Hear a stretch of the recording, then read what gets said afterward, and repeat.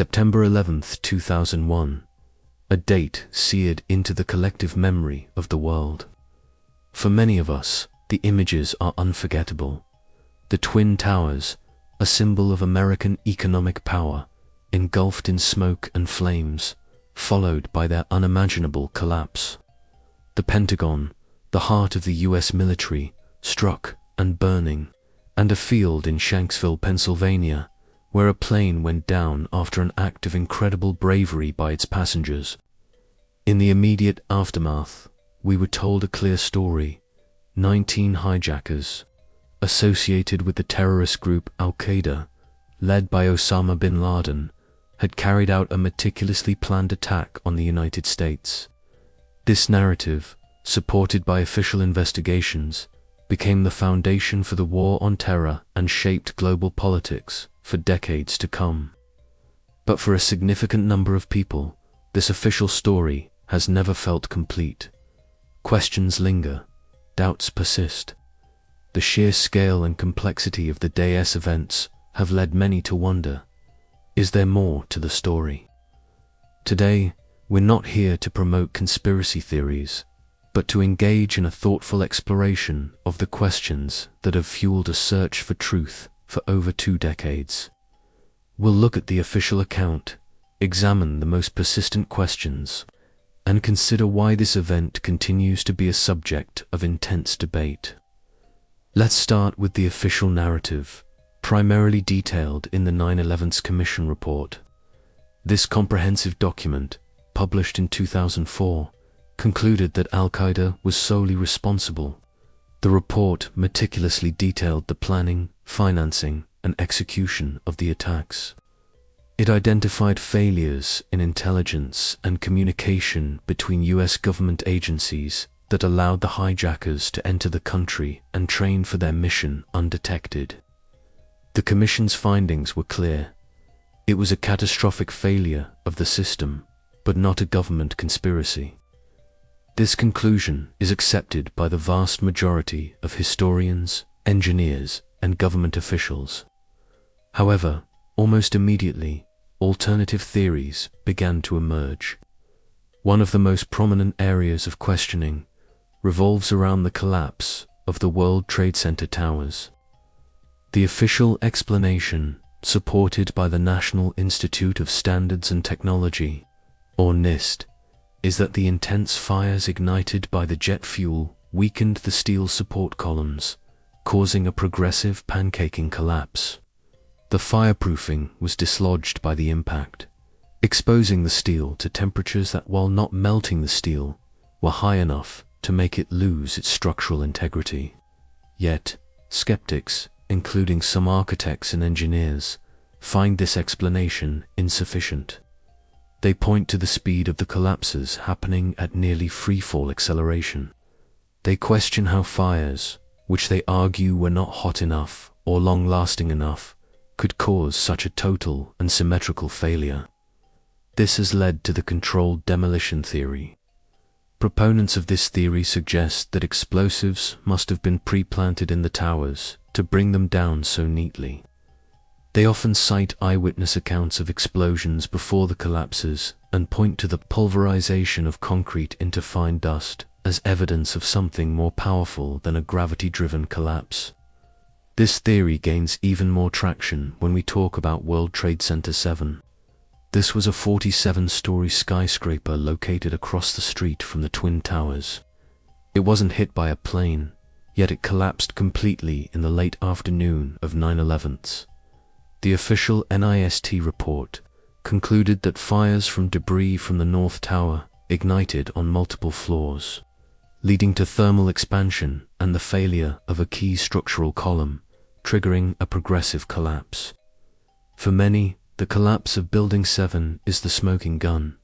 They find it hard to believe that office fires could cause a modern, steel-framed skyscraper to fall into its own footprint so The controlled demolition theory for Building 7 argues that its collapse looks exactly like a standard, pre-planned implosion.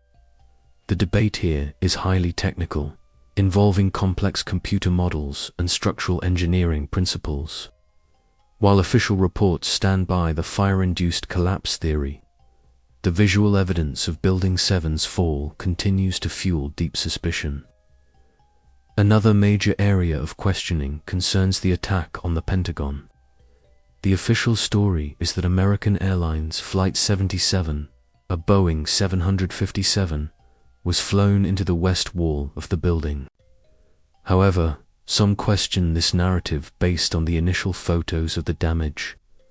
They argue that the entry hole in the Pentagon wall appeared too small for a large passenger jet and there was a lack of significant, recognizable plane debris in the immediate aftermath. These claims have been thoroughly addressed by investigators and analysts. They explain that the wings and tail of the aircraft would have been sheared off or crumpled upon impact with the reinforced outer wall of the Pentagon, with the main fuselage penetrating deeper into the building. Debris, including the black boxes, landing gear, and parts of the fuselage, was indeed found and photographed inside the Pentagon and on the lawn.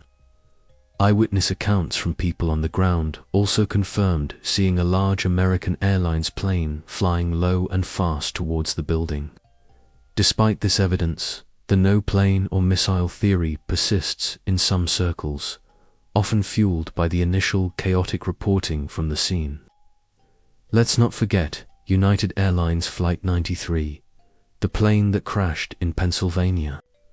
The official account, based on heroic voice recordings from the cockpit, tells the story of passengers and crew fighting back against the hijackers, forcing the plane to crash before it could reach its intended target, believed to be in Washington, D.C. This is a story of incredible courage.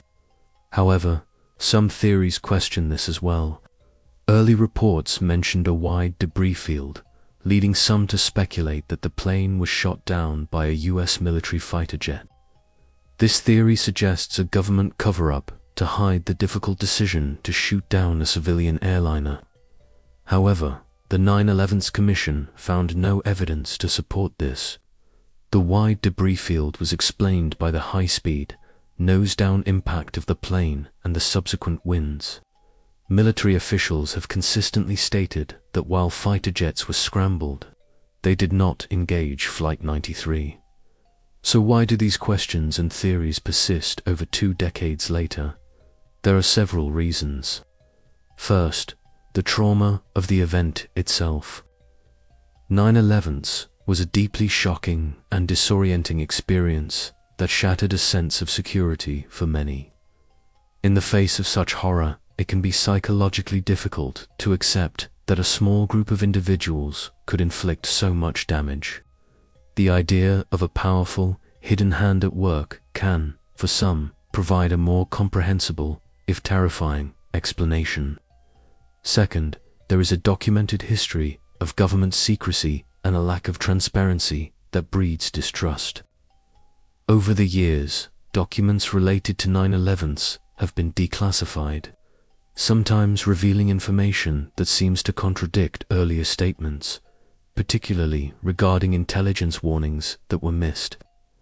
For example, recent declassified files have shed more light on potential links between some of the hijackers and Saudi government officials, an area the 9/11's Commission report touched on, but which many feel was not fully investigated. This slow drip of new information keeps the door open for suspicion. Finally, the internet has played a massive role. It has allowed for the rapid dissemination of alternative viewpoints, technical analyses, and documentaries that challenge the official narrative. While this allows for open discussion, it also creates echo chambers where misinformation can flourish without rigorous fact-checking. In the end, deciphering the truth about 9/11 is a complex endeavor.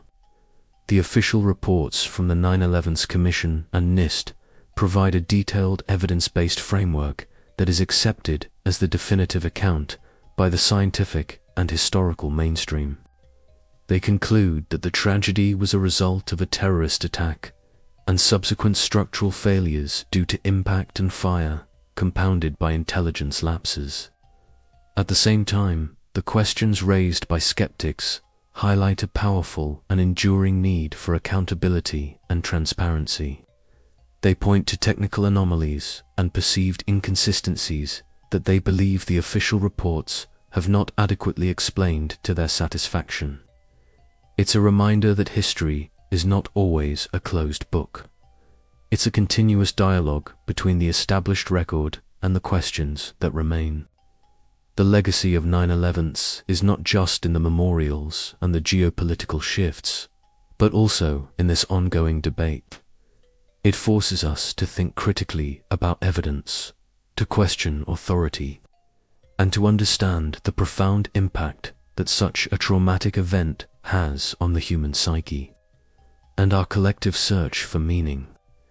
Whatever you believe, the pursuit of truth requires an open mind, a critical eye, and a respect for evidence.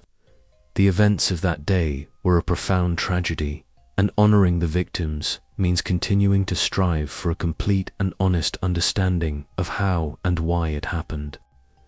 Thank you for joining me in this exploration today.